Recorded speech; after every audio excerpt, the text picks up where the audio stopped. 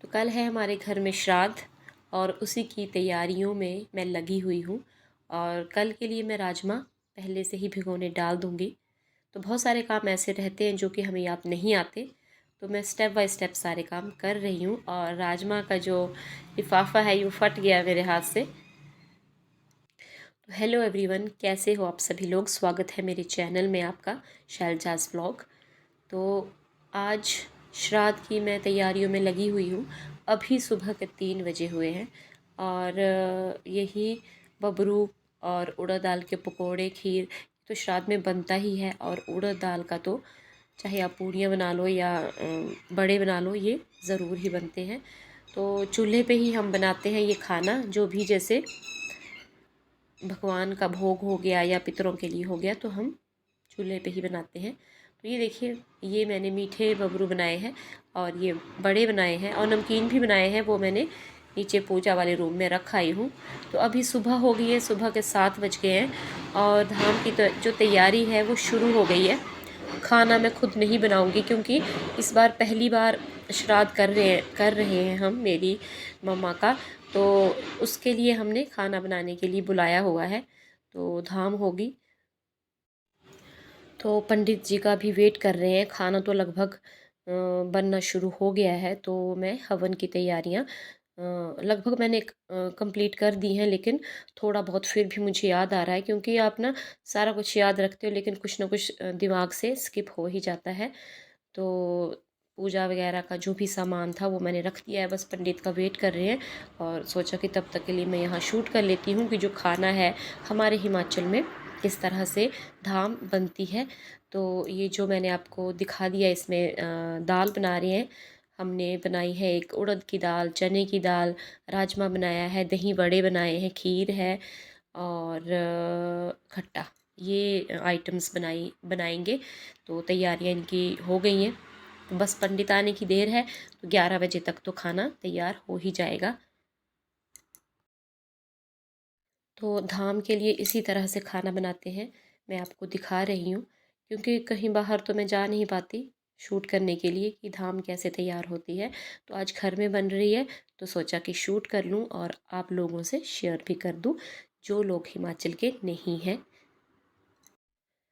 तो इनसे हम बातें भी कर रहे थे और पंडित जी का वेट भी कर रहे थे, क्योंकि जब तक की पूजा नहीं हो जाती तब तक फिर हम लोग खाना नहीं खाते। तो इस तरह से पहले बर्तनों को मिट्टी लगाई जाती है, फिर उसे रखा जाता है ताकि फिर साफ़ करने में आसानी रहे। तो आज था संडे, बच्चों को भी छुट्टी थी, हस्बैंड को भी छुट्टी।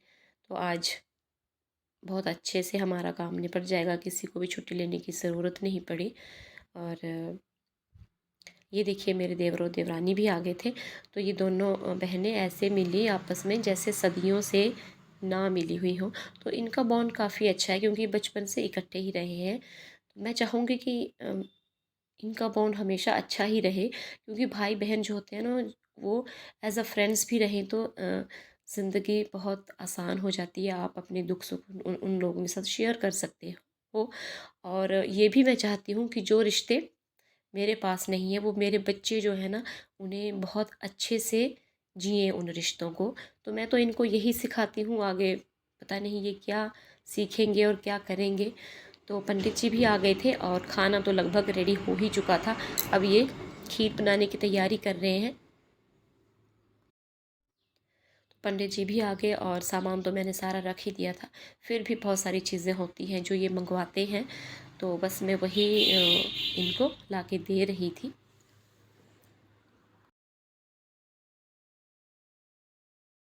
तो 9:30 बज चुके थे अभी, और लोग भी आ गए थे, जो लोग पूजा करेंगे और जो रिलेटिव्स हैं हमारे, मेरी मदर के। तो जैसे उनके बहनें, उनके भाई रिश्तेदारी में, तो यही हैं यहाँ हमारे आसपास। तो यही लोग आए थे।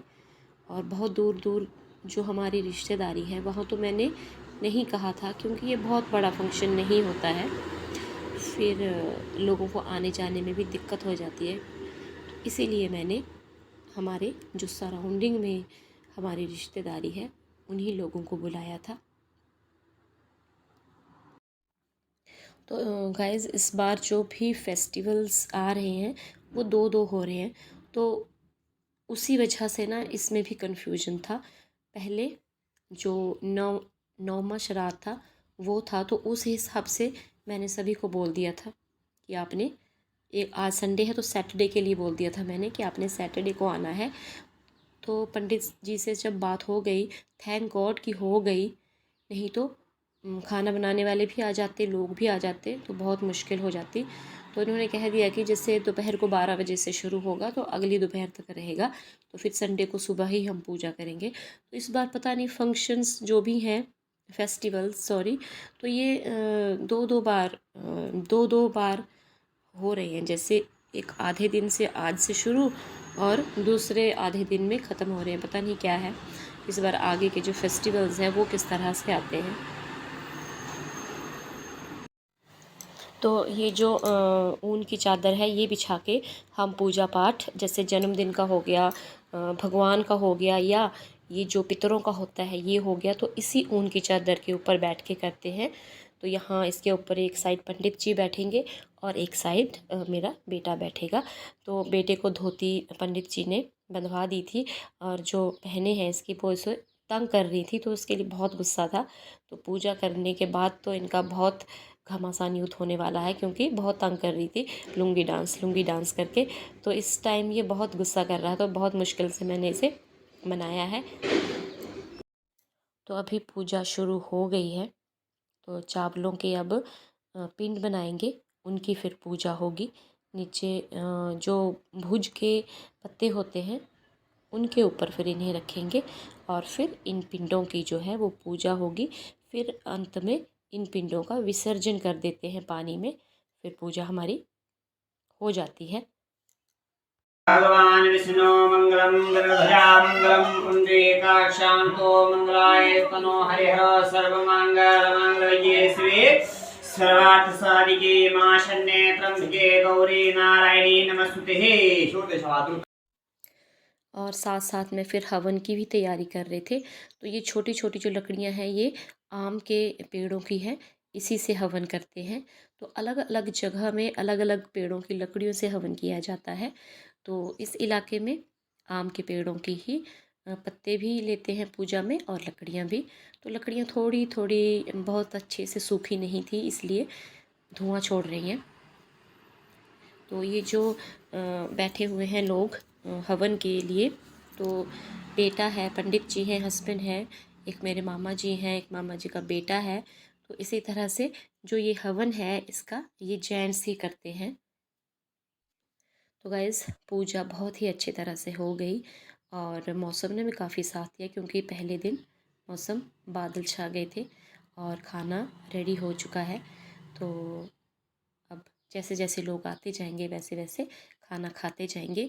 तो यही था मेरा आज का व्लॉग। आई होप आप लोगों को अच्छा लगे, क्योंकि मैंने अपनी संस्कृति, अपने कल्चर के बारे में काफ़ी कुछ बताया है इसमें, और बताती भी रहूँगी। तो मिलती हूँ आपसे नेक्स्ट वीडियो में।